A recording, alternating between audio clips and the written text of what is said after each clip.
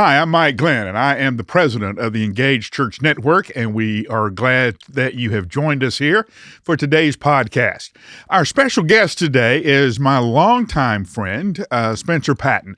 Now, I have known Spencer since he was, were you out of diapers yet when we met? And that kind of stuff, maybe just right around. 7 years old, I have known him most of his life. And I have had the privilege of being his friend and watching him grow up and watch him get into his businesses. And one of the reasons I like hanging around Spence is he's always got his hand into something. He's always got another idea. He's an entrepreneur, and we could talk a long time about your business experience. But I want to tell you about one lunch that he and I had 4.5 years ago. Our church at the time was making a major emphasis that everybody be in a group. Everybody has to be in some kind of small group, Sunday school, Bible study, whatever. And I wasn't in a group. Here I was, the senior pastor, telling everybody to be in a group, and I wasn't in a group. And there's an easy reason for that. Like most guys, I hate groups. I don't like them. They're clumsy to me. I'm uncomfortable with them. So I'm talking to Spence, and we're talking about everything going on in his life. And so I just look at him and go, "Hey, Spence, what group are you in?" And Spence says, "I'm not in a group." And I said, "Why not?" He said, "I hate groups." I said, "All right, here's what we're going to do." I said, "Call 3 or 4 of your friends, get a group together." I said, "I'll do it." He says, "Why would you do it?" I said, "Well, I got to be in a group. They're going to put me in a group with a bunch of people I don't like if I don't take control of this." And so 4.5 years later, we're still meeting Wednesday morning about 6:30, 6:45. I did not choose that time. And lately, with it being so cold, I have resented every moment getting out of my warm bed and driving over to your office for us to have it. But let's talk about that moment. You had obviously heard everything that we had been talking about small group and all of that, and you had sat there and go, "No, I'm not going to do that." That's right. Groups for me, I had been a part of Bible study groups on and off for much of my life. So the concept of being in a group was something that I wanted to be a part of, but what would happen is I would get in a group and there would always be that guy, that guy in the group that in some way they hijack the group and it morphs into something that it's already tough enough when you're sharing something really authentic about yourself, right, being vulnerable.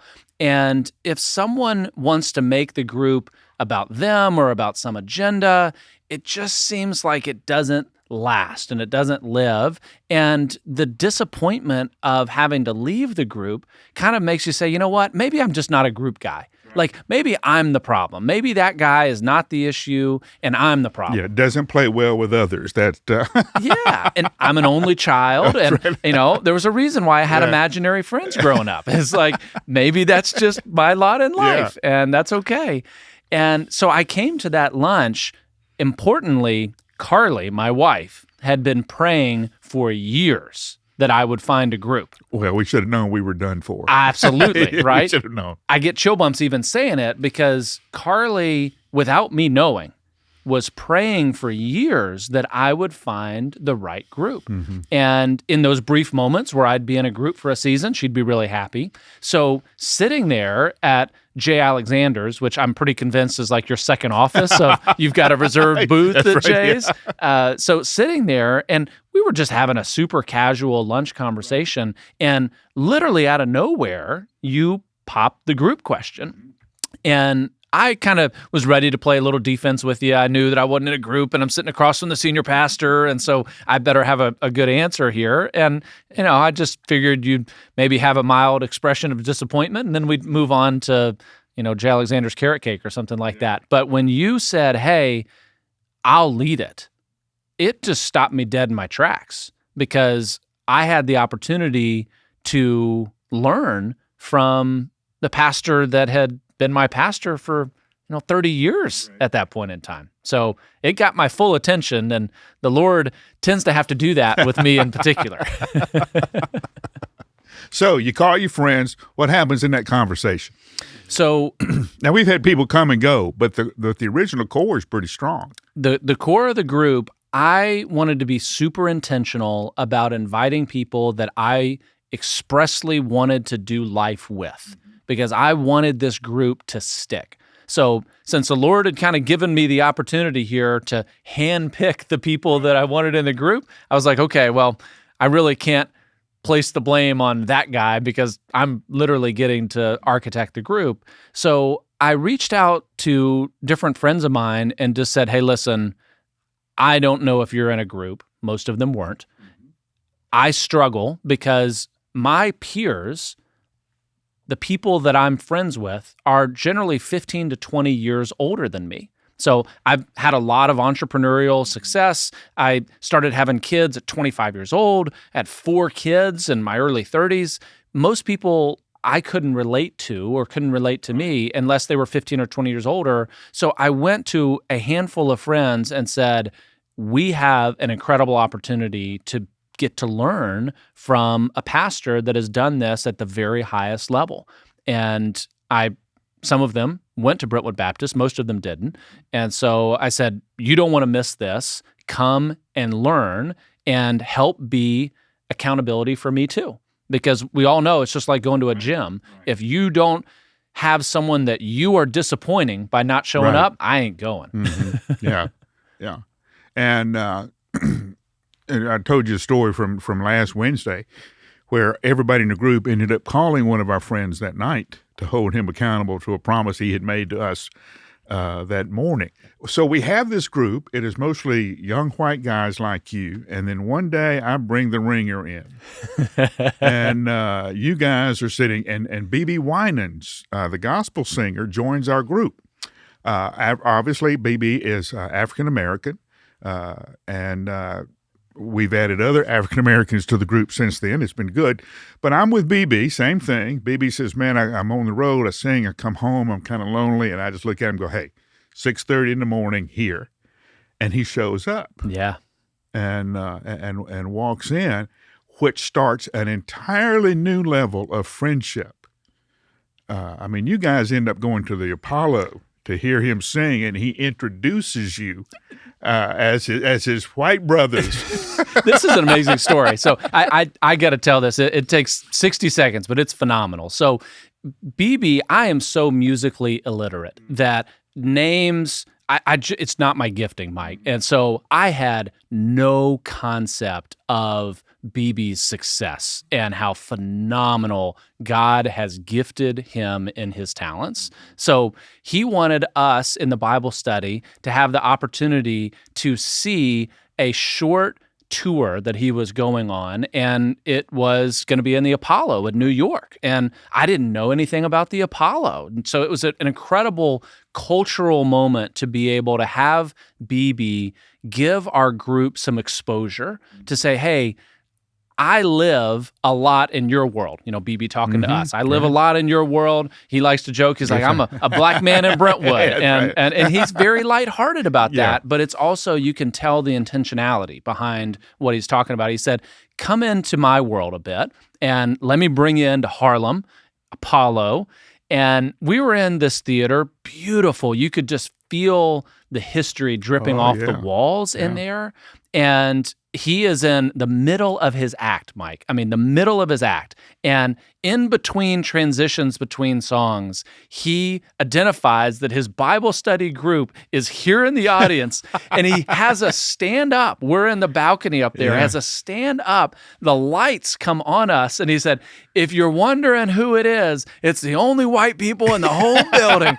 And the whole auditorium just looks at us. And I tell you, it was funny. The room was rolling with laughter, but it united us in a bond to say we're all brothers in Christ and we can all learn something. And he took me to his church that he went to growing up there. And that was an incredible experience. So different than Brentwood Baptist Church. And it just brought a sense of brotherhood and connection that I have never forgotten. So if someone were to stop you and say, hey, you didn't like groups, now you're in a group you won't miss, and you were out of town this last week, but Zoomed in with us. So, that's a kind of a different level of commitment with that. What would you tell them of why it's important to you and how it's impacted your life? So my understanding of the word prior to group was really quite novice. I mean, I had been in the church for 30 years, and I knew in my heart that the Lord was alive, and I could trace his hand in reverse of looking at things that had been done in my life. So I felt like my faith was strong. But if you needed me to be able to point to the scriptural support, what are the pillars holding it up? It wasn't there. The group allowed me to do a couple things. Number one, be able to learn from someone that has spent your whole life in the scripture. And I think that's really, really important in groups, that when you have the opportunity to learn from someone who has made it their life mission, their mastery, it really allows you to set aside all of the excuses that you may have to not show up. I don't want to get out of bed, or, whatever it is. It's like, I have the chance to learn, and that led to an incredible deepening in my understanding of the word.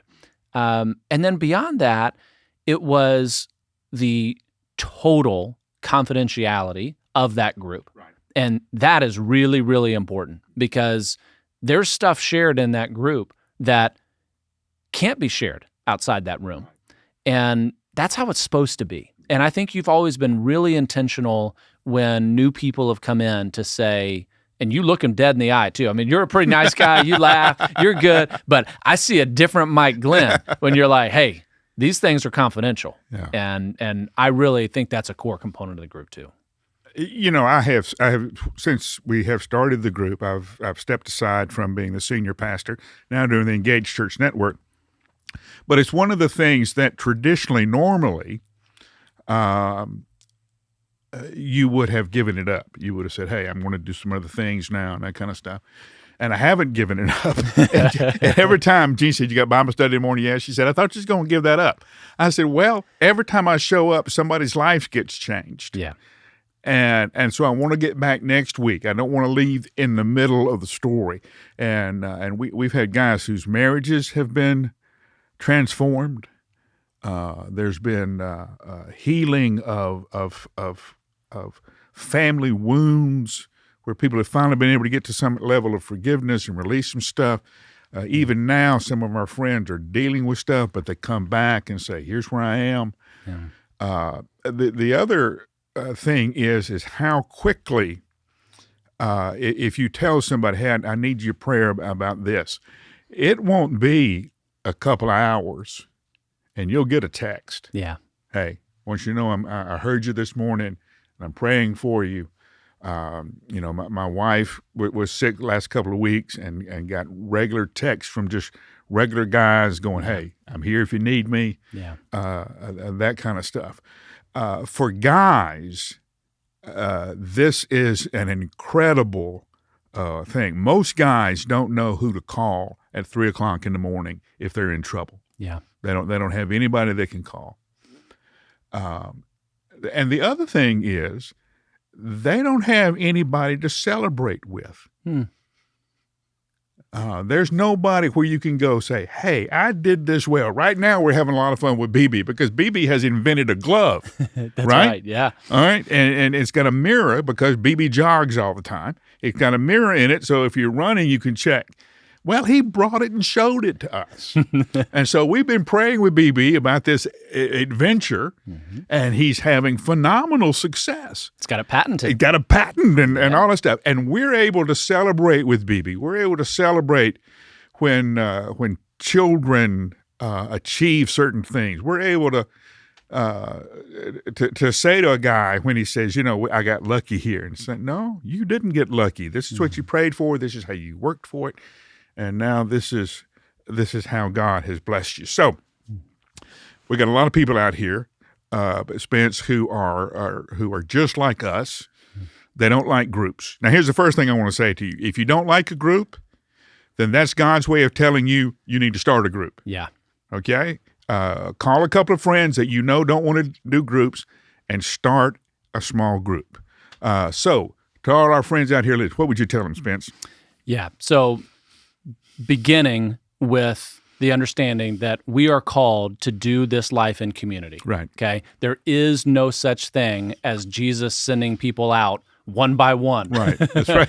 It was 2 by 2 at a minimum. Right. So knowing that community is specified for us, and you said it right, that if you're one of those people that has not found a group where you fit, it is imperative that you create the group, because if you fail to create the group, there are 5, 6, 7, Right. 8 other guys that you're also failing.